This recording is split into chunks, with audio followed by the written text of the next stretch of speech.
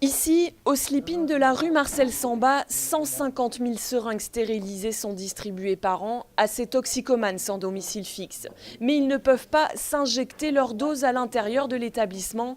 En France, il est interdit de consommer de la drogue dure et il n'existe aucun encadrement pour cette pratique. Alors, quand ils ont un domicile, évidemment, ils sont chez eux, mais quand ils n'en ont pas, ce qui est là le cas des usagers auxquels on va s'adresser avec les salles de consommation, hein, qui sont des gens qui sont en très très grande précarité et qui n'ont pas de domicile, ça se passe dans la rue. Donc il ne s'agit pas du tout de révolutionner le soin de la toxicomanie, il s'agit simplement de rajouter la petite pierre.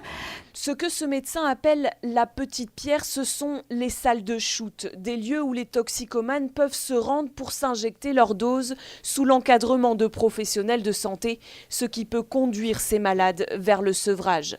90 salles de ce genre existent dans le monde. Depuis plus d'un an, Patrick Padovani milite pour l'ouverture de tels lieux, en particulier à Marseille. Et ce résultat, eh bien, c'est éviter que les gens fassent des overdoses, c'est éviter que les gens se retrouvent en réanimation pour d'autres situations, que les gens sont dans des services de maladies infectieuses parce qu'ils ont eu des abcès, etc. Ça a un coût pour la société, ça. Et si on peut réduire ce coût, parce qu'on va jusqu'au bout de l'action qui est la nôtre, dans la réduction des risques et dans l'accompagnement à l'injection, eh bien, à mon avis, on aura à la fois eu une action positive en santé publique et une action positive en sécurité aussi publique. Nicolas Sarkozy ne veut pas de ces salles de consommation à moindre risque en France. Pourtant, cela fonctionne chez nos voisins européens.